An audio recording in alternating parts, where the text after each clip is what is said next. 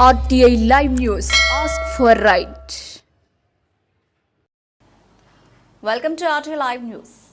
RTI Nigha News June 29 Peddapalli జిల్లా ఓదెల మండలంలోని పొత్కపల్లి గ్రామం నుండి కాల్వ శ్రీరాంపూర్ వరకు 25 కోట్ల రూపాయలకు డబుల్ రోడ్డుకు సిఆర్ఎఫ్ నుండి మంజూరు చేసినందుకు పెద్దపల్లి శాసనసభ్యులు విజయ రమణారావుకు పాలాభిషేకం చేయడం జరిగింది. ఈ కార్యక్రమంలో కాంగ్రెస్ పార్టీ మండల అధ్యక్షులు Prem Sagar Reddy, single window chairman Alla Suman Reddy, సిరిసిటి రాహుల్, అంబాల కొమరయ్య, వంగ శ్రీనివాస్, అంకన్ రమేష్, రాగిడి రవీందర్ రెడ్డి తదితరులు ఓదెల మండల కాంగ్రెస్ కార్యకర్తలు పాల్గొన్నారు. రాహుల్ గాంధీ గారి నాయకత్వం, విజయ్ గారి నాయకత్వం, జై కాంగ్రెస్, జై కాంగ్రెస్, జై కాంగ్రెస్. పెద్దపల్లి ముద్దుబిడ్డ మన చింతకుంట విజయరామరావు గారి అభివృద్ధి ప్రదాత విజయన గారు పొద్దుపల్లి నుండి కాళేశ్వరం వరకు 25 కోట్ల సిఆర్ఎఫ్ నిధుల నుంచి 25 కోట్ల రూపాయలను నిధులు మంజూరు చేసినందుకు, అదేవిధంగా మా పొద్దుపల్లికి మానేరు నుండి పొద్దుపల్లికి 40 లక్షల రూపాయలు శాంక్షన్ చేసిన అభివృద్ధి ప్రదాత అంటే ఎవరు అంటే పెద్దపల్లిలో మన విజయన చెప్పుకోవాలి. అభివృద్ధి అంటేనే విజయన అంటేనే అభివృద్ధి. ఎందుకంటే గత 10 సంవత్సరాల నుండి జరిగిన అభివృద్ధి ఇప్పుడు మనకు వచ్చి 6 months అవుతుంది, అంతే 6 నెలలు అవుతుంది. 6 నెలలనే మా పొద్దుపల్లి దాదాపు మినిమం 75 లక్షల నుంచి 80 లక్షల రూపాయలు కేటాయించడం జరిగింది. అంటే పొద్దుపల్లి ఎంత ప్రేమో విజయన గారికి అంత అభిమానం ఉంది. కాబట్టి మన ఓదెల మండల పక్షాన, అదేవిధంగా మన పిఎస్సిఎస్ ప్రాథమిక వ్యవసాయ సహకార సంఘం తరఫున రైతు రుణమాఫీ చేసిన జూలై 15 నుంచి ఆగస్టు 15 వరకు రైతులకు ఏకకాలంలో 2 లక్షల రూపాయలు రుణమాఫీ చేస్తున్నందుకు రేవంత్ రెడ్డి గారికి మరియు పెద్దపల్లి ఎమ్మెల్యే విజయన గారికి ధన్యవాదాలు తెలియజేస్తున్నాను. కాల్వ శ్రీరాంపూర్ వరకు సిఆర్ఎఫ్ నిధుల నుంచి 25 కోట్ల రూపాయలు మంజూరు చేసినటువంటి మనందరి ప్రియతమ నాయకులు మన ఓదెల మండల ముద్దుబిడ్డ విజయన్న గారికి పాలాభిషేకం చేయడం జరిగింది.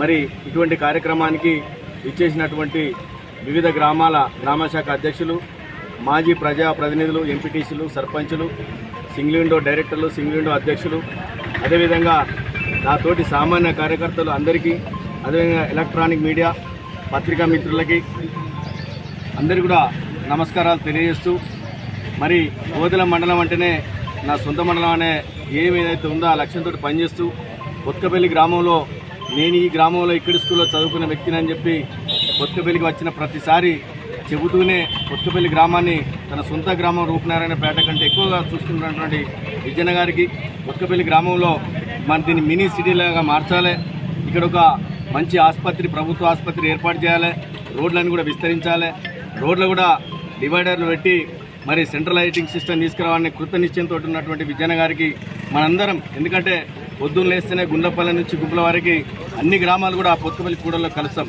పొత్కపల్లి కూడా దినదినంగా అభివృద్ధి చెందాలి, మినీ సిటీ లాగా మారాలని మరి వారి అడుగు వేస్తూ వారి లక్ష్యాన్ని దానికి వెంటనే మనందరం ఉంటూ మీ అందరి ఆశీర్వచనాలు వారికి ఉన్నంతసేపు వారు మనకు సేవ చేయడానికి సిద్ధంగా ఉన్నారు కనుక మరి 25 కోట్ల రూపాయలు ఒకేసారి మంజూరు చేసినందుకు, అదేవిధంగా రాబోయే జూలై 15 తారీఖు నుంచి ఆగస్టు 15 తారీఖు లోపల తెలంగాణ మొత్తంలో కూడా 2 లక్షల రుణమాఫీ, మరి మహానేత డాక్టర్ వైఎస్ రాజశేఖర ముఖ్యమంత్రి కాంగ్రెస్ ప్రభుత్వంలో ఉన్నప్పుడే ఏకకాలంలో రుణమాఫీ 1 లక్ష రూపాయలు వేయడం జరిగింది.